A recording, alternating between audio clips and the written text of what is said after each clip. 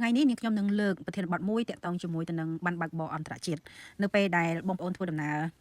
ទៅក្រៅប្រទេសមិនថាប្រទេសណាទេប៉ុន្តែខ្ញុំលើកយកតែប្រទេសអាមេរិកទេពីព្រោះពេលដែលខ្ញុំមកគឺខ្ញុំមានបានបើកបរអន្តរជាតិហើយនៅពេលដែលខ្ញុំមកខ្ញុំគិតថាវាពិបាកពេកពិបាកធ្វើដំណើរខ្ញុំចង់ជួលឡានដើម្បីជិះឬក៏យើងអាចមានឡានណាដែលទំនេរយើងជិះឡានដែលមិត្តភក្តិយើងស្គាល់អីចឹងណាបើសិនជាទំនេរគឺគេឲ្យយើងជិះប៉ុន្តែនៅក្នុងការយកឡានគេជិះនេះគឺមានរឿងច្រើនទៀតអញ្ចឹងខ្ញុំនឹងនិយាយពីបានបើកបរអន្តរជាតិគេថា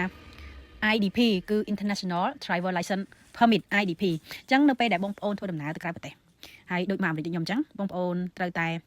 មាន IDP ហ្នឹងបើសិនជាបងប្អូនចង់បើកបរនៅនឹងស្រុកគេប៉ុន្តែនៅពេលដែលបងប្អូនសម្រេចចិត្តថាទៅធ្វើបានបើកបរទៅអន្តរជាតិ IDP ហ្នឹង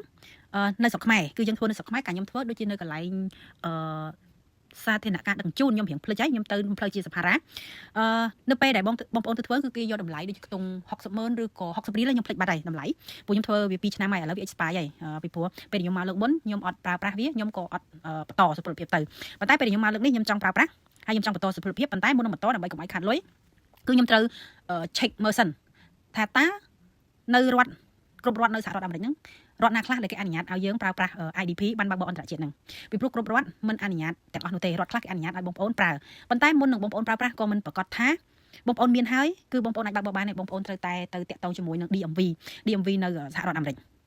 DMV ពាក្យពេញគឺ Department of Motor Vehicles ដែលហៅកាត់ DMV ហ្នឹងហើយយើងអាចធ្វើការ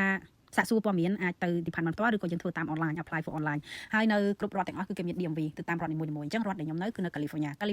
គឺគេមិនអនុញ្ញាតឲ្យខ្ញុំប្រើប្រាស់international driving permit នេះទេអញ្ចឹងបើសិនជាខ្ញុំចង់បើកបរគឺខ្ញុំត្រូវទៅតាក់ទងជាមួយ DMV អញ្ចឹងនៅពេលដែលខ្ញុំតាក់ទងជាមួយ DMV បើសិនជាខ្ញុំធ្វើការប្រឡងធ្វើតេស្តឲ្យជាប់អាហ្នឹងគឺខ្ញុំអាច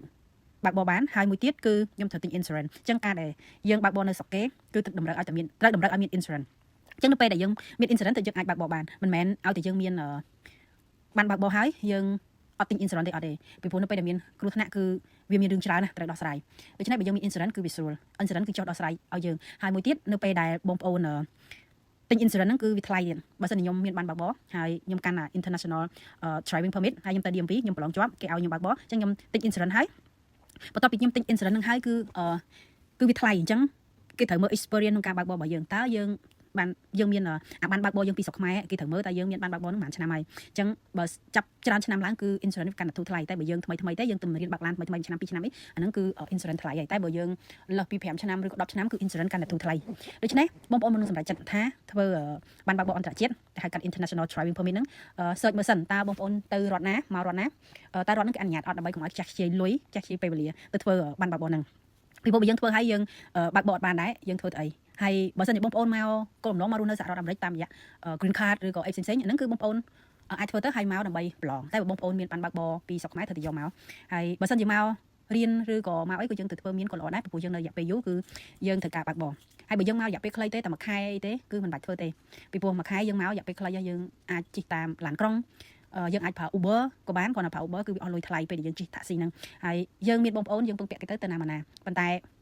បើសិនជាបងប្អូនមកតែរយៈពេលខ្លីទេគឺខ្ញុំណែនាំឲ្យបងប្អូនបាច់ធ្វើទេយើងធ្វើទៅយើងខាត់លុយមែនតើវាមិនច្រើនទេក៏ប៉ុន្តែបើ60,000វា150ដែរប៉ុន្តែខ្ញុំអត់ចាំថា60,000ឬ60រៀលខ្ញុំវាភ្លេចដែរព្រោះខ្ញុំធ្វើយ៉ាងយូរដែរអញ្ចឹងបងប្អូនត្រូវតែពិចារណាបានលាស់ទេសុំតមុននឹងចាប់ដើមទៅធ្វើinternational driving permit ហ្នឹងព្រោះខ្ញុំធ្វើឲ្យខ្ញុំចោលទេខ្ញុំមកឆ្នាំដំបូងគឺខ្ញុំចោលអញ្ចឹងអស់លុយចោលទៅទេ